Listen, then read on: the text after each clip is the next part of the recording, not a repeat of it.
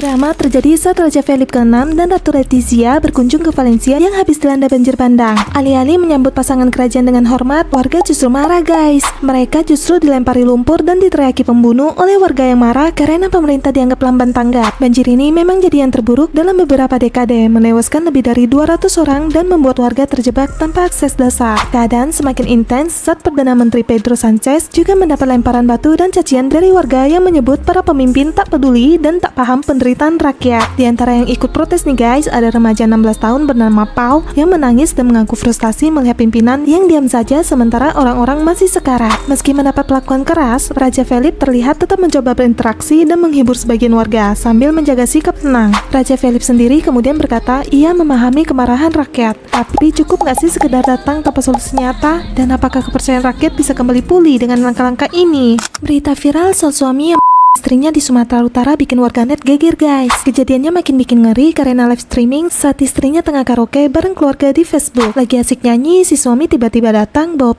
dan menutup istrinya 5 kali di depan banyak saksi mata online. Keluarga yang panik segera membawa korban ke rumah sakit, tapi nyawanya tak tertolong di perjalanan. Keesokan harinya, pelaku berhasil ditangkap di rumah kerabatnya. Alasannya, dia mengaku cemburu dan sakit hati karena merasa diremehkan dan menganggap istrinya masih komunikasi dengan mantan. Kasus ini nggak cuma bikin miris guys, tapi juga jadi gambaran tragis soal meningkatnya angka kekerasan dalam rumah tangga atau KDRT di Indonesia. Data Kementerian PPPA mencatat sampai November 2024 ini ada 21.732 kasus KDRT dengan 88,8% pelaku adalah laki-laki. Mirisnya nih ya, 61% kekerasan itu terjadi di rumah sendiri, tempat yang seharusnya nyaman. Penyebabnya nggak cuma karena rasa cemburu berlebihan guys, tapi juga tekanan ekonomi, ketidaksetaraan, hingga konsumsi alkohol yang menambah agresivitas pelaku.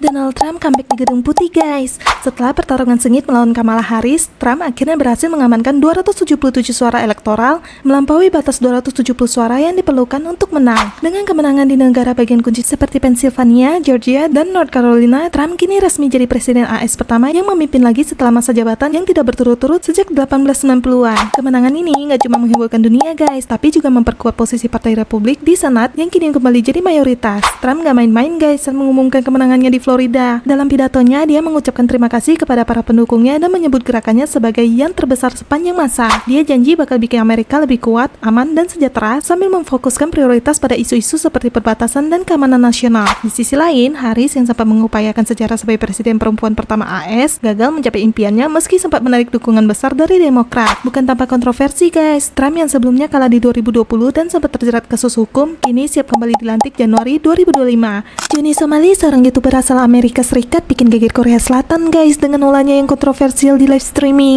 Pada 24 Oktober lalu, dia nekat mencium dan menari cabul di depan patung perdamaian di Itaewon, Seoul yang merupakan simbol dari ribuan wanita yang menjadi korban kekejaman militer Jepang. Gak cuma itu guys, Johnny juga bikin rusuh di supermarket Korea pada 17 Oktober, numpain kuah mie instan dan lempar-lemparin mie sembarangan setelah ditegur karena minum alkohol. Bahkan nih ya, dia sempat bikin heboh dengan 2 video deepfake yang memperlihatkan dia sedang berciuman dengan YouTuber Korea dan mengklaim itu pacarnya. Aksi ini langsung dilaporkan ke polisi dan kini Johnny jadi buronan yang dicari-cari warga Korea Selatan. Sekarang Johnny nggak cuma dicari-cari oleh pihak berwajib, tapi juga oleh para YouTuber Korea yang udah siap menghadapi dia secara fisik. Warga Korea pun bahkan menawarkan hadiah 1 juta won untuk informasi tentang keberadaannya. Selain itu, Johnny juga dilarang meninggalkan Korea karena tindakannya udah masuk ke dalam penyelidikan serius. Siap-siap deh, ini bukan sekedar prank lagi ya Johnny. Guys, belakangan ini snack asal Tiongkok yang viral, latiau, bikin heboh di Indonesia loh. Rasa gurih dan pedasnya bikin ketagihan banyak orang, terutama anak-anak. Sayangnya nih ya, popularitas latiau justru berujung masalah besar setelah muncul kasus keracunan di berbagai wilayah. Anak-anak sekolah dasar dari 7 daerah dilarikan ke rumah sakit karena gejala mual, muntah, dan pusing setelah mengkonsumsi cemilan ini, dan akhirnya BPOM menetapkan kasus ini sebagai kejadian luar biasa keracunan pangan. Dari hasil investigasi BPOM ditemukan bahwa latiau terkontaminasi bakteri Bacillus cereus yang bisa sebabkan keracunan serius. Selain itu, jajanan ini juga tidak memiliki sertifikasi halal dan ditemukan pelanggaran dalam proses distribusi seperti penggunaan bahan-bahan yang diragukan kehalalannya. BPOM pun memerintahkan penarikan latiau dari peredaran di Indonesia dan mendorong takedown produk ini dari berbagai penjualan online agar tidak semakin tersebar. Kasus ini jadi pengingat buat kita semua untuk selalu selektif memilih makanan, terutama yang viral di media sosial. Kira-kira cemilan apa lagi nih yang wajib diwaspadai? Masyarakat Jakarta Anti Korupsi atau MJA ngadain demo di Gedung Merah Putih KPK pada Jumat kemarin mendesak KPK buka suara soal 2 kasus besar yang melibatkan calon gubernur dan wakil gubernur Jakarta. Pertama nih guys, kasus korupsi IKTP yang menyeret nama Pramono Anung, dan kedua dugaan korupsi pengadaan alat kesehatan atau Alkes di Provinsi Banten yang diduga melibatkan Rano Karno. Mereka pengen KPK kasih kejelasan biar nggak ada spekulasi liar di publik guys. Hasan Assegaf, ketua petisi MJA bilang kalau nggak ada kepastian hukum, isu ini bisa jadi polemik yang makin besar. Mereka bahkan udah kirim surat ke KPK pada 6 November lalu, supaya kasus ini bisa diselesaikan dengan transparan. Hasan juga menekankan pentingnya kejelasan agar nggak jadi bahan gosip nggak jelas. Namun pihak Pramono Anung dan Rano Karno nggak tinggal diam guys. Juru bicara mereka, Ciko Hakim, menegaskan bahwa kedua sosok ini bersih dari tuduhan korupsi karena mereka udah puluhan tahun berkarir di permintaan tanpa terlibat masalah hukum.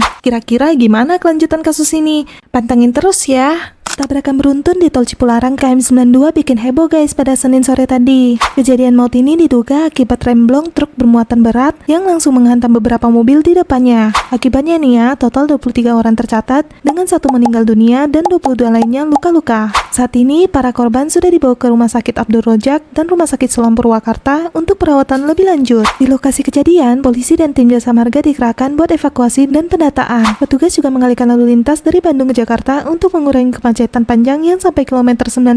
Kendaraan diarahkan keluar di exit tol Cikamuning lalu bisa masuk lagi lewat gerbang tol Jatiluhur di KM 84. Jasa marga memastikan kecelakaan ini berdampak besar dan penyebab pastinya masih diselidiki. Karena ada indikasi kelalaian, pelaku yang terbukti lalai bisa kena pidana hingga 6 tahun penjara. Kasus ini jadi pengingat betapa pentingnya pemeriksaan ketat buat kendaraan berat biar kejadian serupa nggak terulang.